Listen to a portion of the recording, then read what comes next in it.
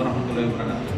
Saya baru lulus di SMSC, peserta PKDP Angkatan 2, kelompok 2 tahun 2003. Ini akan saya buat video praktik mengajar untuk teman-teman publik dengan materi peran dan fungsi pemerintah di dalam perekonomian.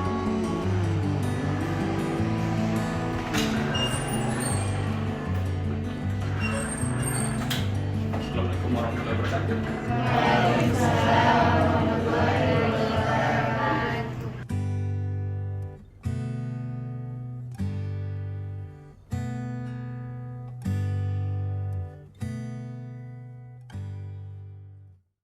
Baik, apa kabar semua anak-anak mahasiswa? Baik. Oke, baik ya. Sekarang kita ketemu lagi di mata kuliah Ekonomi Publik. Hari ini kita akan membahas mengenai peran dan fungsi pemerintah di dalam perekonomian. Jadi ini adalah pertemuan ketiga di dalam perkuliahan kita selama 1 semester ini, yang mana pertemuan sebelumnya kita sudah membahas mengenai definisi konsep dari ekonomi publik itu sendiri. Sebelum mulai perkuliahan, mari kita membaca doa dulu supaya kita belajarnya bisa aman, nyaman, berkah, dan bisa mendapatkan ilmu yang bisa dimanfaatkan.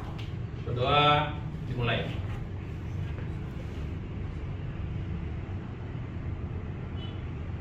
Selesai? Oke. Nah, sebelum perkuliahan, saya akan mengabsen dulu satu-satu dari mahasiswa. Siapa yang hadir, siapa yang tidak hadir. Muhammad Alwandianto, Hadir Pak. Vina Yuliana, Hadir Pak. Adek Salma Nutfiani. Oke, baik, kita masuk ke materi ya. Hari ini kita membahas mengenai peran dan fungsi pemerintah. Nah, adapun yang akan kita capai hari ini sesuai dengan sub CPNK 3. Yang pertama adalah setelah perkuliahan itu mahasiswa diharapkan mampu dan menguasai tentang beberapa topik penting. Dalam hal ini ada 2 topik penting kita bahas hari ini dalam pertemuan ketiga ini. Yang pertama adalah terkait peran pemerintah di dalam perekonomian. Nah, yang kedua adalah fungsi pemerintah di dalam perekonomian. Nah, fungsi pemerintah di dalam perekonomian itu sendiri secara teoretik itu dia dibagi menjadi 3 ya. Ada yang namanya fungsi alokasi, ada yang namanya juga kedua adalah distribusi, yang ketiga adalah fungsi stabilisasi. Nah, sebentar saya akan jelaskan yang mana itu termaksud dengan fungsi alokasi, kemudian fungsi distribusi dan fungsi stabilisasi. Nah, sebelum mulai kita dalam materi, saya mau memperlihatkan ilustrasi video terkait dengan materi kita hari ini. Nah, sebentar kalian perhatikan dengan seksama karena akan ada sesi tanya jawabnya sebentar terkait dengan video yang akan saya putar.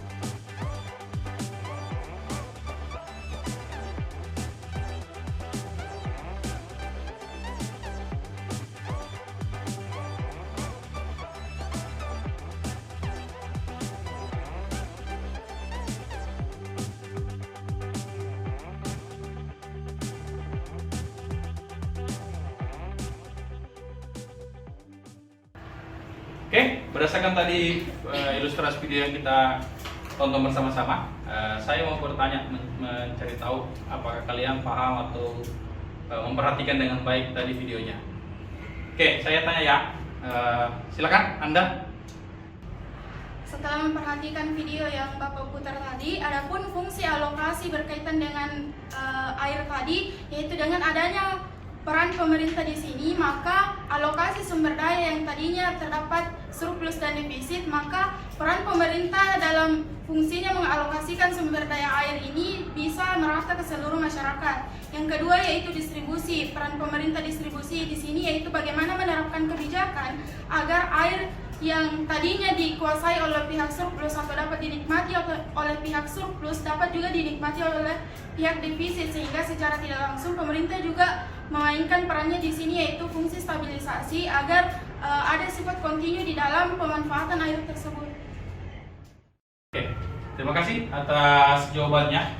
Ya, itu tadi satu pendapat dari temannya. Nah, sekarang kita lihat secara konteks teoritis ya, konteks teoritis dari apa yang video disampaikan tadi itu.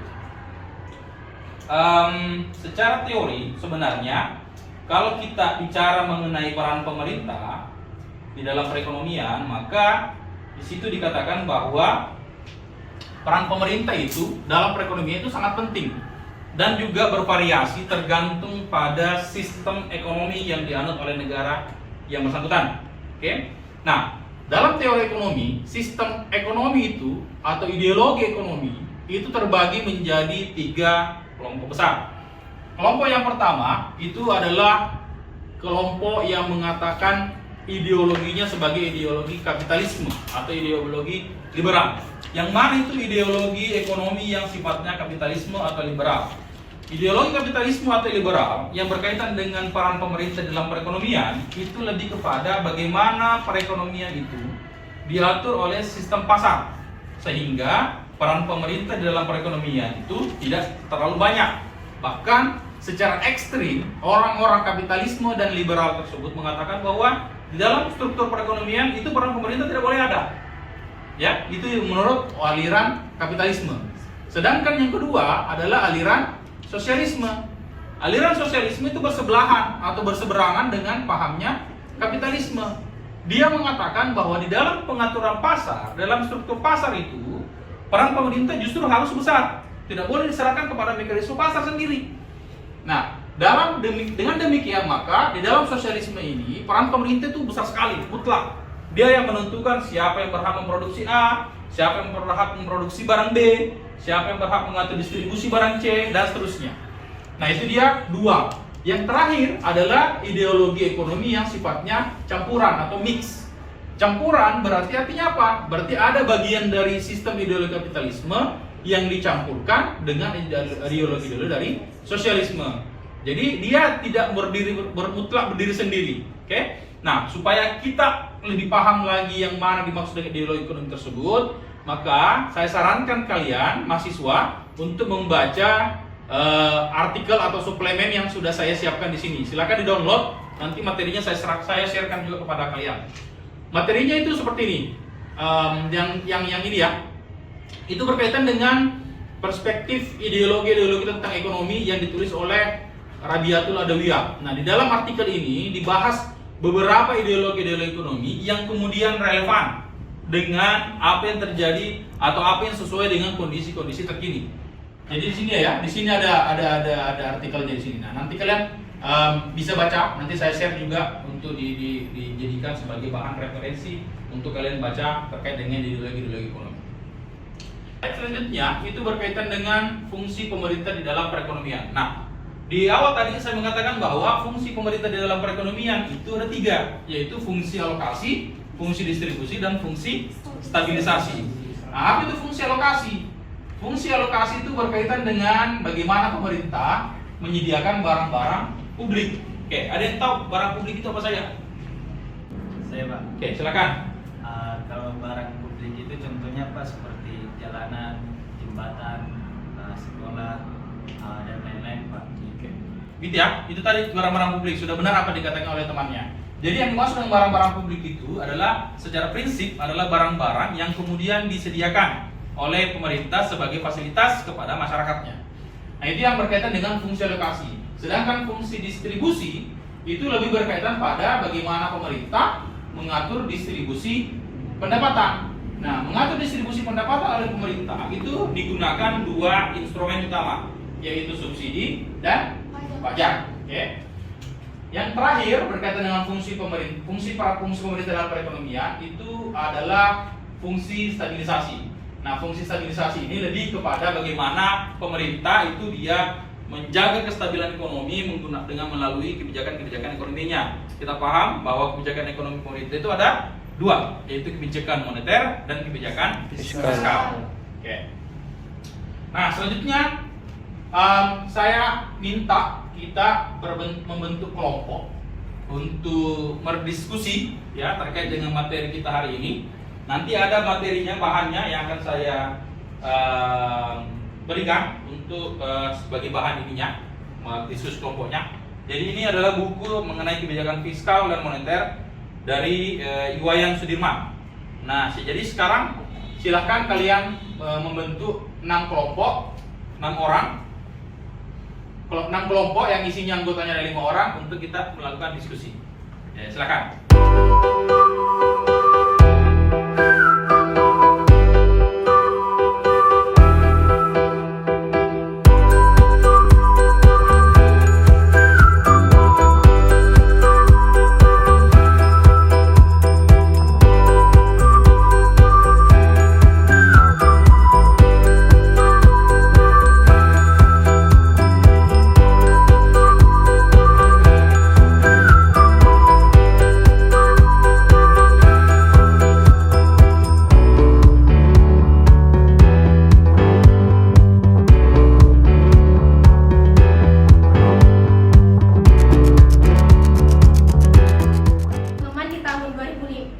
APBN itu terdiri dari beberapa pola pendapatan negara, yaitu ada pendapatan negara, ada hibah, ada belanja negara, dan keseimbangan primer, di mana pendapatan dalam negeri ini seperti ada penerimaan pajak, baik itu pajak dalam negeri maupun pajak perdagangan internasional. Kemudian ada hibah.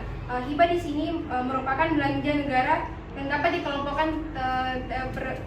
dikelompokkan pada beberapa klasifikasi. Yang pertama ada belanja pemerintah pusat, kemudian ada belanja daerah. Di sini belanja daerah terbagi lagi menjadi 3, ada dana bagi hasil, dana alokasi khusus, dan dana alokasi umum.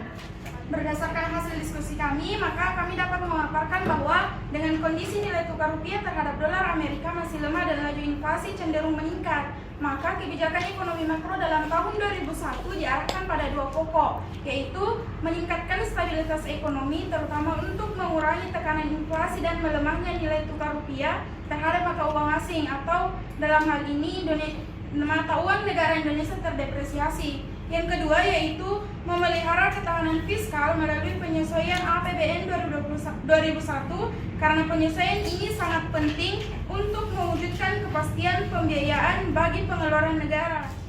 Baik, berdasarkan diskusi dari kelompok kami, dalam tahun 2004 kebijakan fiskal lebih dikaitkan dengan kebijakan moneter, neraca pembayaran, dan sektor real. Keterkaitan dengan kebijakan moneter adalah karena anggaran negara merupakan salah satu komponen dari uang primer yang kebutuhannya berdampak kepada jumlah uang beredar. Keterkaitannya dengan neraca pembayaran tercermin dari sebagai... Oke, jadi itu tadi ya yang disampaikan tadi teman-temannya, itu bisa dicerna. Sekarang menutup perkuliahan kita, saya menyampaikan mengenai kesimpulan dari perkuliahan kita. Nah, kesimpulannya sekarang adalah bahwa di dalam suatu perekonomian, peran pemerintah itu di dalam perekonomian itu penting sekali, ya, penting sekali. Tapi juga tidak bisa terlalu mutlak, ya, tidak bisa terlalu mutlak. Nah, salah satu bentuk campur tangan pemerintah itu, ya tadi ditemukan oleh temannya, adalah dalam bentuk APBN maupun APBD yang mengatur sistem keuangannya negara dalam memfasilitasi kemudian masyarakat-masyarakatnya untuk mendapatkan pelayanan barang-barang publik. Itu ya yang bisa saya sampaikan untuk perkuliahan kita hari ini.